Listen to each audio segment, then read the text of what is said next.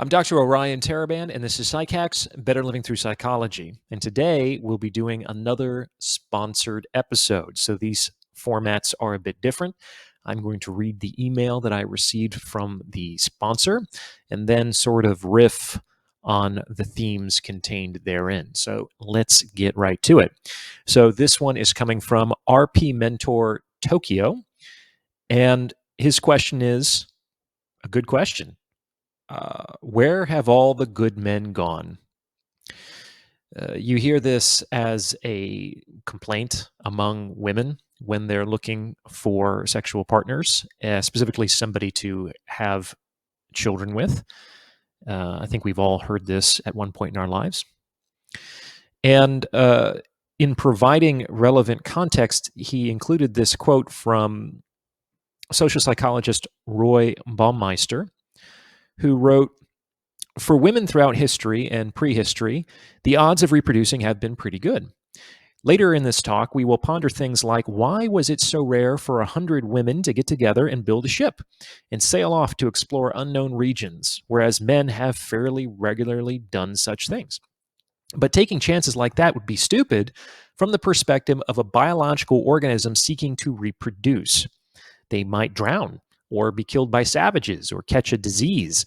For women, the optimal thing to do is to go along with the crowd, be nice, play it safe. The odds are good that men will come along and offer sex and you'll be able to have babies. All that matters is choosing the best offer. We're descended from women who played it safe." So there's a number of themes in here that I've touched on in previous episodes. For example, all that matters is choosing the best offer. That fits very well with my episode, Women Treat Men the Way Men Treat Jobs, which is a way for men to kind of acclimate emotionally to the idea of female hypergamy without taking it personally. It sounds like this quote, I think what the sponsor is getting at is potentially some of the more virtuous and masculine traits that we associate with men, the daring do, the courage, the adventuresomeness, the boldness, the strength. On some level, they get weeded out of the gene pool because those men are more likely to go off and get themselves killed by having an adventure, whereas maybe some of the meeker, more feminine men stay at home and they're the ones who actually end up reproducing with the women. And so over time, a lot of our strongest masculine traits sort of get they get naturally selected out of the gene pool. And I think that there's probably some truth to that.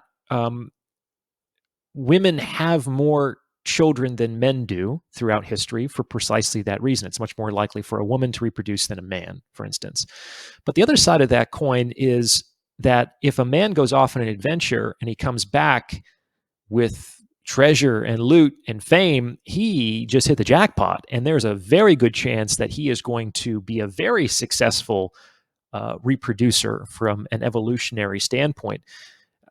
We might not think of him as very virtuous or kind, but I think it's true that Genghis Khan is the direct descendant of 1 out of 200 men on the planet today. So he was one of history's greatest evolutionary success stories from the standpoint of actually reproducing his genetic material. And so that's kind of why I think Baumeister's perspective sort of gets balanced, is that, yeah, a lot of this gets weeded out, but if you actually are the adventuresome guy and you come back, you can make a huge impact on the female population and your genes can redound throughout history. So it might end up being like 6 of one, half a dozen of the other, though of course there are fewer big winners if you're a man, which means that there's probably less genetic variability with respect to this kind of thing. So it's an interesting point. For me, the question of where all the good men have gone has less to do with genes and has less to do with natural selection or evolutionary pressures. And it has much, much more to do with culture. It has much, much more to do with learning. And I think it's fairly fair to say that a lot of what we consider to be traditional, healthy masculinity is under attack in the West. I don't think that will come as much of a surprise to many of the people listening to this channel. And it's important to understand that a culture can go extinct in 3 generations. Grandparent to parent, parent to son or child. If that culture is not transmitted across those 3 generations, the 4th one, it's gone. It's almost irreplaceable at that point. So what we have to understand is that it's not that so much that good men have gone, like they've left, as it is that fewer good men are being created with each subsequent generation, because masculinity is under attack from a great deal of social and institutional pressures in the West in particular. So I think that, and this is especially important for the women out there to listen to and to pay attention to, because the same woman who might be complaining about boys' rough and tumble play, or potentially the patriarchy, they might also be wondering where all the good men have gone. And the way that women raise their children will end up being the fathers and husbands of the next generation.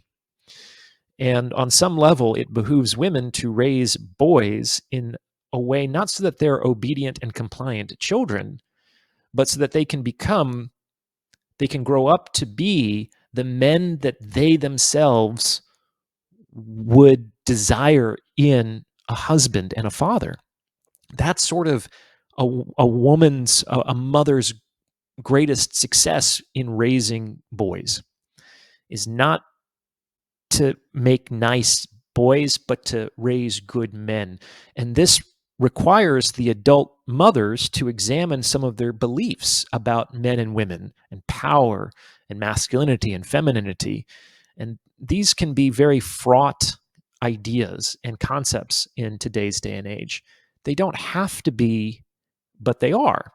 So it's really important to be very cautious and calm and sober-minded as we examine these concepts, because when they're allowed to operate behind the scenes, they can exert an enormous unconscious impact on the things that we do, don't do, what we say and don't say, and who we allow ourselves to be and who we choose to become. So that's kind of what I have for you today, RP Mentor Tokyo. I hope that suffices. It's definitely more to talk about on this subject, and I hope we can do so in future episodes. So thank you for your support. And if you're listening and you yourself would like to sponsor an episode, there is a link on how to do so in the pinned comment below. If you got this far, you might as well like this video and subscribe to this channel, and consider sending this episode to someone who you feel might benefit from its message. As always, thank you for listening.